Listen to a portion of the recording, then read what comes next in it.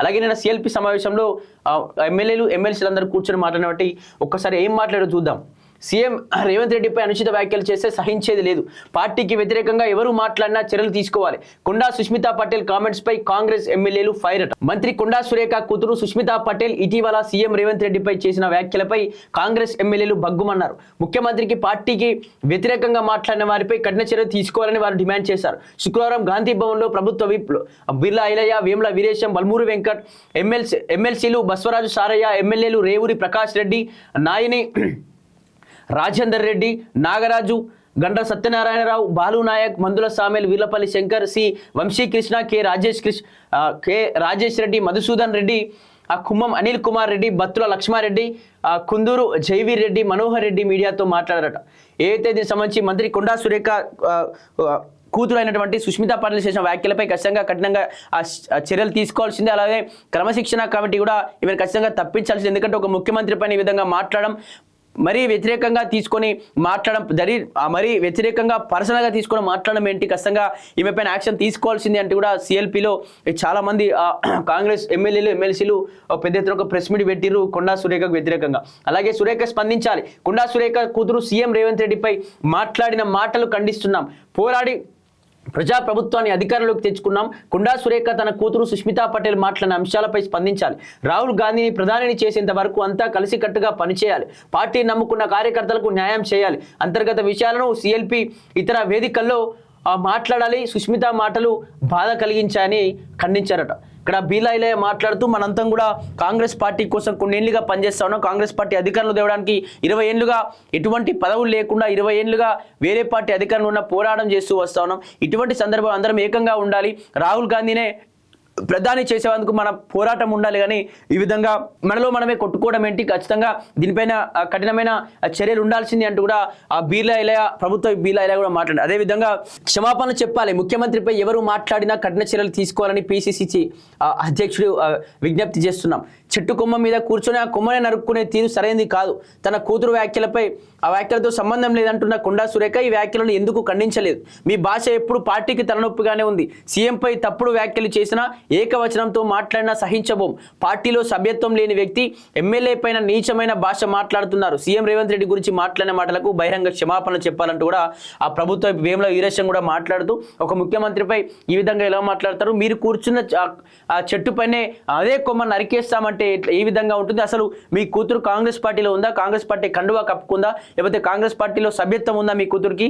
ఆమె మాట్లాడిన మాటలను మీరు కనీసం తప్పు అని చెప్పకపోగా మళ్ళీ ఆమెను సమర్థించే ప్రయత్నం ఏ విధంగా చేస్తూ ఉన్నారు? ఖచ్చితంగా టీపీసీసీ కావచ్చు, అలాగే క్రమశిక్షణ కమిటీ ఖచ్చితంగా యాక్షన్ తీసుకోవాలి. మేము కూడా కొండా సురేఖ బహిరంగంగా క్షమాపణ చెప్పాల్సింది అంటూ కూడా ఆ ప్రభుత్వ వేముల వీరేశం అయితే చెప్తున్నాడు. అదేవిధంగా పార్టీ నుంచి వెళ్ళిపోవచ్చు, పార్టీ కంటే నేనే పెద్ద అని ఒకరు మాట్లాడారు. జగిత్యాలలో సీనియర్ నేత జీవన్ రెడ్డి ఇలాగే వ్యవహరించారు. కాంగ్రెస్ పార్టీ సెక్యులర్ పార్టీ, అన్ని కులాలు మతాలు ఎమ్మెల్యేలం కలిసి ఉన్నాం. వ్యక్తిగత విభేదాలు ఉంటే అధిష్టానానికి ఫిర్యాదు చేయొచ్చు. పార్టీ కంటే పెద్ద మా వల్లనే కాంగ్రెస్ గెలిచిందని అనుకుంటే సహించం. పార్టీ కంటే మేము పెద్ద అనుకునే వాళ్ళు పార్టీని వెట్టి వెళ్ళిపోవచ్చు అంటూ కూడా ప్రభుత్వ బల్మూరు వెంకట్ మాట్లాడట. ఇక్కడ బల్మూరు వెంకట్ మాట్లాడుతూ, నిజంగా మొత్తం మా వల్లనే కాంగ్రెస్ పార్టీ అధికారంలోకి వచ్చింది, మా వల్లనే పార్టీ బతుకుతుంది, లేకపోతే మా వల్ల మేమే పెద్ద, మా తర్వాతనే కాంగ్రెస్ పార్టీలో ఎవరైనా అని చెప్పేసి మీరే పొంగడాలు కొట్టుకునే వాళ్ళు మాత్రం పార్టీలో మాకు అవసరం లేదు.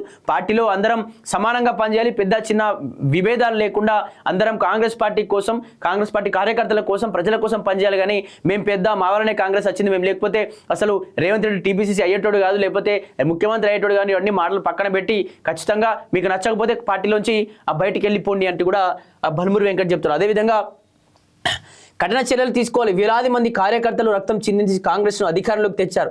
మంత్రి కూతురు మాట్లాడిన ఆ తీరును కార్యకర్తలు అసహించుకుంటున్నారు. ముఖ్యమంత్రి రేవంత్ రెడ్డిని బలహీనపరచాలని కుట్రను వీళ్ళు అమలు చేస్తున్నారు. మీరు ఆయుధాలను ప్రతిపక్షాలను ఇస్తున్నారు. చిన్నారెడ్డి, రాజగోపాల్ రెడ్డి ఎవరు మాట్లాడినా వారిపై కఠిన చర్యలు తీసుకోవాలని కోరుతున్నాం. క్రమశిక్షణ ఉల్లంఘించిన వారిపై షోకాజ్ నోటీసుతో వదిలేయొద్దు, కఠిన చర్యలు తీసుకోవాలంటూ కూడా దేవరకొండ ఎమ్మెల్యే బాలు నాయక్ మాట్లాడుతూ, వేలాది మంది కార్యకర్తలు, వేలాది మంది ఇక్కడ పోరాటం చేసే కాంగ్రెస్ పార్టీని మనం అధికారంలోకి తీసుకురాగలిగాం. కానీ ఇటువంటి వ్యక్తుల్లో ఎంతో పోరాటం చేసినటువంటి వ్యక్తి కొండా సురేఖ అండ్ వాళ్ళ ఫ్యామిలీ, కానీ వాళ్ళే ఇలా మాట్లాడడం కరెక్ట్ కాదు. ఒక్కోసారి కూడా వాళ్ళ ఆత్మ పరిశీలన చేసుకోవాలి. అదేవిధంగా రాజగోపాల్ రెడ్డి కూడా మాట్లాడి దానిపైన కూడా ఖచ్చితంగా చర్యలు తీసుకుంటాం. అదేవిధంగా ఎవరు మాట్లాడినా ఇక్కడ సామాజిక వర్గాలతో సంబంధం లేకుండా ఎంత పెద్ద వ్యక్తి మాట్లాడినా ఇక్కడ ఎవరు మాట్లాడినా టీపీసీసీ హోదాలో ఉన్నటువంటి వ్యక్తులు మాట్లాడిన ఖచ్చితంగా చర్యలు ఉంటాయి, చర్యలు తీసుకొని తీరుతామంటూ కూడా ఇక్కడ దేవరకొండ ఎమ్మెల్యే బాలునాయక్ మాట్లాడుతున్నారు. అదేవిధంగా 4 పార్టీలు తిరిగారు, 4 పార్టీలు తిరిగి వచ్చిన వాళ్ళు మాట్లాడుతున్నారు. టీడీపీ, వైసీపీ, కాంగ్రెస్, బీఆర్ఎస్ మళ్ళీ కాంగ్రెస్కు వచ్చారు. ఎక్కడైనా సరిగ్గా ఉన్నారా? కాంగ్రెస్ కష్టకాలంలో ఉన్నప్పుడు ఆ బీఫామ్స్ కూడా ఎత్తుకుపోయారు. అయినా మంత్రి పదవి ఇస్తే మీరిచ్చే గౌరవం ఇదేనా? కూతురు వ్యాఖ్యలతో మీకు సంబంధం లేదా? పోతే పోతారు, పార్టీ నుంచి బహిష్కరించక ముందే వెళ్ళిపోండి. గతంలో క్షమించాం, ఎన్నిసార్లు క్షమించాలి? కొండా సురేఖ ఒక్కరే కాదు, ఎవరిని క్షమించవద్దు. తన బిడ్డ బాధ్యతను కూడా సురేఖ తీసుకోవాల్సిందే అంటూ కూడా వరంగల్ పశ్చిమ ఎమ్మెల్యే నాయని రాజేందర్ రెడ్డి మాట్లాడుతున్నారు. ఇక్కడ నాయని రాజేందర్ రెడ్డి మాట్లాడుతూ ఏం చెప్తుండంటే, మీరు ఏ పార్టీలో సరిగా ఉన్నారు?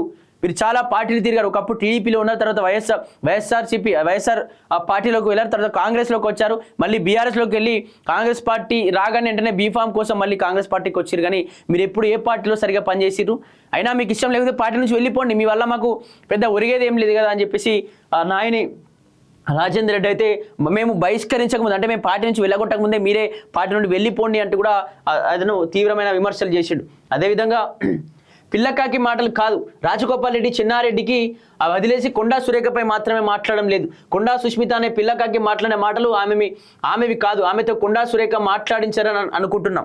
గతంలో కూడా ముఖ్యమంత్రిని విమర్శించారు, సినిమా వాళ్ళపై నోటికొచ్చినట్టు మాట్లాడారు, సీనియర్ నేత రేవూరిపై ఇష్టానురీతిగా మాట్లాడారు. కొండా సురేఖ ఎందుకు తన కూతురుపై స్పందించడం లేదు?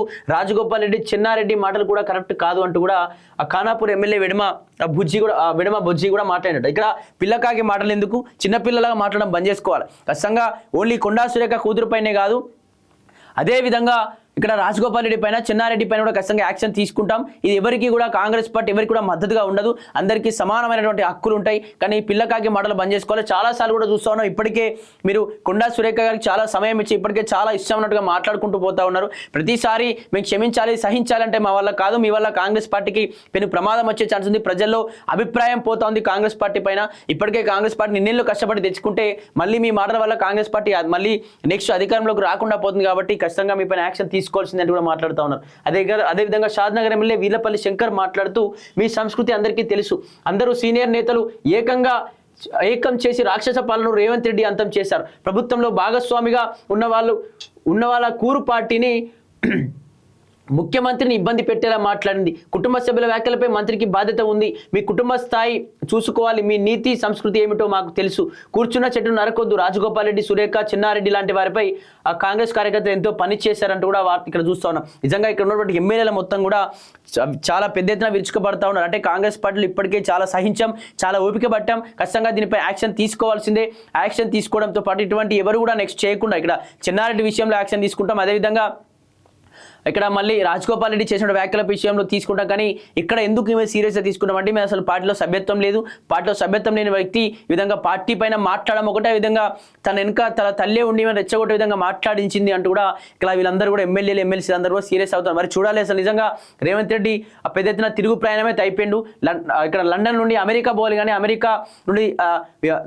అమెరికా నుండి తిరుగు ప్రయాణం అయిపోయి ఏఐసీసీ సీరియస్ కావడంతో తెలంగాణలో అంత ఇష్యూ జరుగుతూ ఉంటే పర్యటనలు ఎందుకు అని చెప్పి సీరియస్ కావడంతో అతను ఇక్కడ తిరుగు ప్రయాణం ఏంటంటే రేపు ఇక్కడ ఇండియాకు రాబోతున్న, హైదరాబాద్ వచ్చిన తర్వాత మీనాక్షి నటరాజన్తో చర్చలు జరిపి అసలు ఏం జరగబోతుంది, ఆమె పార్టీ నుంచి బహిష్కరించబోతున్నారా లేకపోతే ఓన్లీ మంత్రి పదవి తొలగించి ఆ మంత్రులను పునః వ్యవస్థీకరించబోతున్నారా, మరి చూడాలి అసలు ఏం జరగబోతుందా అని.